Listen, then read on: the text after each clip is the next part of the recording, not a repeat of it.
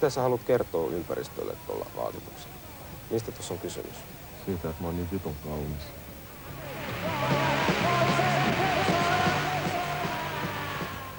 Mikä on mies sun mielestä? Tollanen. Mikä on suosituin myyntiartikkeli tuommoisten nuorten miesten keskuudessa? Esimerkiksi ruoskat. Minkälaiset kundit niitä ostaa?